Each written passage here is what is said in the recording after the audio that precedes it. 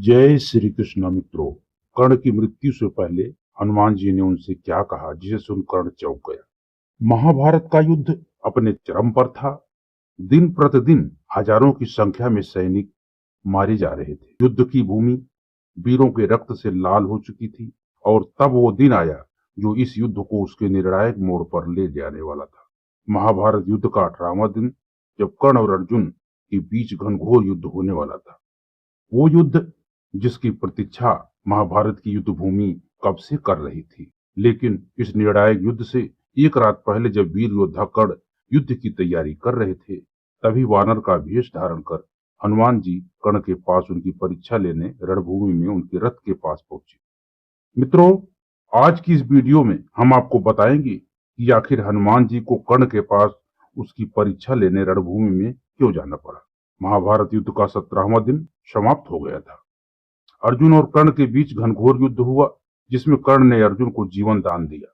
कर्ण के पराक्रम को देख हनुमान जी, जो अर्जुन के रथ पर स्वयं ध्वज के रूप में विराजमान थे, बहुत प्रसन्न हुए। वह भगवान श्री कृष्ण के पास पहुंचे और उनसे हाथ जोड़कर बोले, हे प्रभु, आज युद्ध भूमि में मैंने कर्ण के अद्भुत पराक्रम को देखा। वह आज युद्ध भूमि में किसी के रोके नहीं रुक रहा था। नमस्कार दोस्तों, हमारे मोटिवेशन आरती ब्लॉग चैनल में आप सभी का बहुत बहुत स्वागत है। दोस्तों, आप लोग कमेंट में जय श्री कृष्ण अवश्य लिखें, ताकि आपके पूरे परिवार के ऊपर भगवान श्री कृष्ण की कृपा सदैव बनी रहे। और चैनल में आप लोग नए हैं तो सब्सक्राइब जरूर करें और साथ में बेल आइकन को दबाएं। तो दोस्तों, वीडियो में आगे बढ़ते हैं। हम भगवान श्री से कहते हैं हनुमान जी कि आज हमने कर्ण का अद्भुत पराक्रम देखा। आज युद्ध भूमि में किसी की रोके कर्ण नहीं रुक रहे थे। मैं कर्ण से अत्यंत प्रभावित हूँ। हे प्रभु, मैंने युद्ध भूमि में उसके पराक्रम को तो देखा, परंतु अब मैं उसके मनोबल की परीक्षा लेना चाहता हूँ। श्री कृष्ण ने मुस्कुराते हुए कहा कि परीक्षा लेने की अनुमति हम आपको देते हैं। हनुमान जी ने एक वृद्ध वानर का वेश धारण किया और वे उस वीर की परीक्षा लेने पहुंचे, जो इस महाभारत का सबसे बड़ा योद्धा था। मित्रों, रात्रि का समय था। उस रात आकाश में चंद्रमा भी मौन था, मानो वह भी कल होने वाले युद्ध की प्रतीक्षा कर रहा था। कर्ण रथ के पास खड़ा अपने अस्त्रों को देख रहा था। उसकी आंखों में आत्मविश्वास था, लेकिन भीतर कहीं एक हल्का सा संदेह था। युद्ध भूमि में उसने बहुत कुछ खोया था, भाई, सम्मान, मित्र। अब बस विजय चाहिए थी। उसी समय एक वृद्ध वानर सामान्य तेजस्वी स्वरूप में वहां आ पहुंचा। शरीर पर धूल थी, आंखों में चमक और हाथ में एक साधारण लकड़ी की लाठी। वो बोले, वीर योद्धा, क्या तुम ही कर्ण हो, जिसे दानवीर कहा जाता है? कर्ण ने सर झुकाया। हाँ वृद्ध, मैं ही कर्ण हूं, बताइए क्या सेवा करूं? वानर मुस्कुराया। सेवा की नहीं, परीक्षा की घड़ी आई है। कल तुम अर्जुन से अपना निर्णायक युद्ध करोगे, पर मैं देखना चाहता हूं कि तुम सच्चे वीर हो भी कि या नहीं। यह सुनकर कर्ण चौंक गया। उसने वृद्ध वानर से पूछा, परीक्षा वो भी इस क्षण? वानर बोले, हाँ, वीर वही जो हर घड़ी तैयार हो। मेरा नाम मारुति है। मेरी एक साधारण सी परीक्षा है मेरी। यह वृद्ध काया थक गई है। जरा अपना रथ भूमि पर बैठा दो और मैं इस रथ के चक्के पर बैठकर विश्राम करूंगा।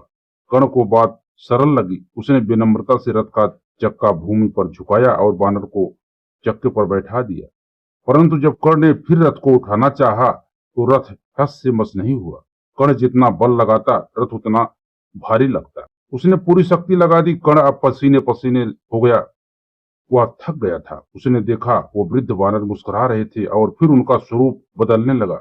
उनकी काया विशाल होने लगी। मुट्ठियां वज्र जैसी, पूंछ आकाश तक उठी हुई थी। आंखों से तेज निकलने लगा। कर्ण आश्चर्यचकित रह गया, क्योंकि सामने खड़े थे महाबली बजरंगबली। हनुमान को देखकर कर्ण ने विस्मित होकर हाथ जोड़कर, प्रभु, यह क्या लीला थी? हनुमान बोले, कर्ण, मैं तेरा मनोबल देखने आया था। यह युद्ध केवल अस्त्रों से नहीं, आत्मबल से भी जीता जाएगा। आज तू हार गया क्योंकि तेरे भीतर संदेह है अपने अस्त्रों पर, अपने भाग्य पर, अपने धर्म पर। कर्ण ने सिर झुकाया, लेकिन मैं तो सदा धर्म के लिए लड़ा। फिर भी तेरी निष्ठा पर प्रश्न क्यों? हनुमान का स्वर गंभीर हुआ। तू वीर है, इसमें संदेह नहीं, पर जब तू अधर्म के साथ खड़ा होता है, तब तेरा बल भी तुझसे विमुख हो जाता है। अर्जुन के रथ पर मैं स्वयं ध्वजा के रूप में हूँ, पर आज मैं यहाँ तेरे समक्ष आया हूँ। मैंने आज रणभूमि में तेरा पराक्रम देखा। तू महावीर है, तू योग्य है। अगर तू अपने संदेह को त्याग दे। कर्ण की आंखों से आंसू निकल पड़े। उसने करुणा भरे स्वर में पूछा, हे भगवान, क्या कोई उपाय है कि मैं कल युद्ध भूमि में धर्मपूर्वक युद्ध कर सकूं? हनुमान जी ने उत्तर दिया, तू बस सत्य के साथ खड़ा हो जा। युद्ध तुझे चुन चुका है। अब तुझे यह सिद्ध करना है कि वीरता, दान और धन तीनों एक योद्धा में साथ हो सकते हैं। इतना कहकर हनुमान अदृश्य हो गए। परंतु कर्ण के भीतर कुछ बदल चुका था। उसका सिर ऊंचा था, आंखों में संदेह नहीं बल्कि एक अद्भुत शांति थी। अगली सुबह जब कर्ण और अर्जुन आमने सामने आए तो कर्ण शांत था। उनकी आंखों में कोई घृणा नहीं थी, केवल वीरता की ज्योति थी। वह जानता था कि परिणाम जो भी हो वह सच्चे धर्म से लड़ेगा। और जब उसका रथ फिर से भूमि में धंसा और उसने शस्त्र उठाने से पहले सूर्य को देखा तो मानो हनुमान की वाणी फिर गूंज उठी।